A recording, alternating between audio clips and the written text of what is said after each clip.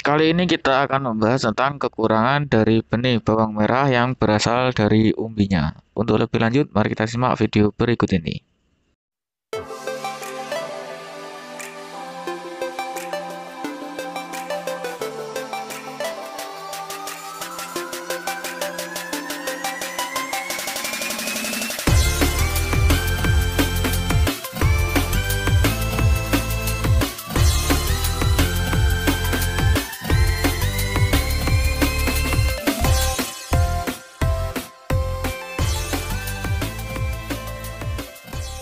Ini adalah gambar proses pembuatan benih bawang merah yang berasal dari umbinya. Nah, ini adalah proses pengeringan di mana tujuannya ini adalah untuk mengurangi kadar air dari benih bawang merah agar daya simpannya lebih lama.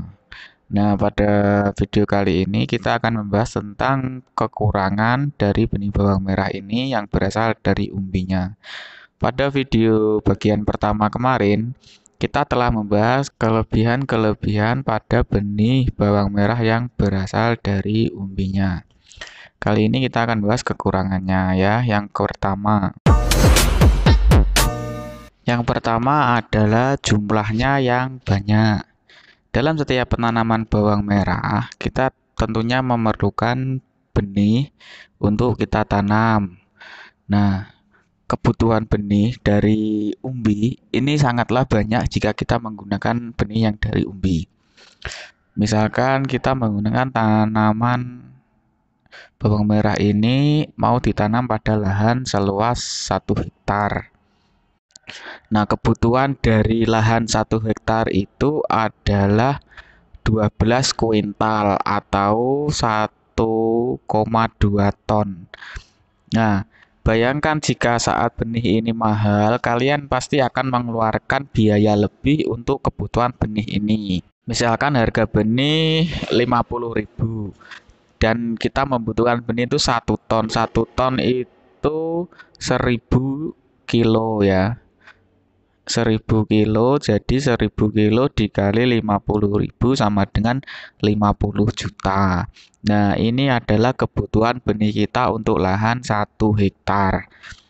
Tapi meskipun biaya benih ini mahal, petani lebih cenderung menggunakan benih karena dirasa lebih efisien. Jadi lebih lebih lebih waktunya tanam itu lebih cepat. 60 hari itu bisa ditanam ya. Di sisi lain, benih yang berasal dari umbi ini para petani itu bisa membudidayakannya sendiri atau membuat benih dari umbi ini sendiri sehingga ini biasanya petani itu tidak memikirkan harga benih yang mahal karena cenderung bisa membuat benih sendiri.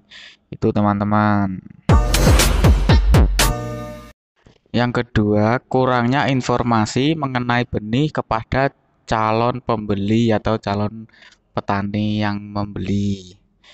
Maksudnya gimana? Maksudnya kebanyakan dari petani bawang merah itu masih kurang paham tentang benih-benih yang baik, benih-benih yang bagus. Jadi mereka itu taunya cuma dari warna ya. Ini dari sharing-sharing dari teman-teman ya. Mereka tuh cuma tahunya dari warna benih tersebut. Apabila benihnya terlihat sudah lapuk, warna luarnya sudah lapuk, terlihat seperti sudah disimpan lama, itu biasanya cuma kamuflase. Banyak pedagang nakal yang membuat benih baru yang belum siap tanam dipoles sehingga terlihat seperti benih yang siap tanam, seperti benih yang sudah disimpan kurang lebih 4 bulan yang siap tanam. Ini banyak petani kita yang belum mengetahui bagaimana sih benih yang baik tadi. Nah, kurangnya informasi ini mereka itu tidak dapat mencari dari artikel maupun dari internet ya. Karena biasanya ini didapatkan dari informasi para petani itu sendiri, terutama dari para pembenih ya. Sebenarnya cukup mudah dalam mencari atau mengetahui bahwasanya benih itu siap tumbuh atau tidak. Kalian tinggal Pertama, kalian harus mencari pedagang benih atau petani pembuat benih itu yang terpercaya. Itu modal yang pertama ya. Biasanya yang terpercaya itu beliaunya selalu membuat benih di setiap tahunnya. Itu apa namanya itu modal awal kita untuk mengetahui pedagang benih yang tidak nakal. Terus yang kedua, ini kita harus mengetahui ciri-ciri benihnya yang baik, yang sudah lama. Pertama, kita bisa meminta sampel, meminta contoh itu untuk kita belah. Jadi benihnya itu dibelah, apakah pada tengah benih itu sudah ada warna yang hijau atau belum. Biasanya tuh kalau benih yang siap tanam di saat kita membelah itu ada tunas yang akan tumbuh di bagian tengah itu. Itu contoh apa? Ciri yang sangat mudah untuk kita ketahui dari benih yang siap tanam. Seperti itu teman-teman.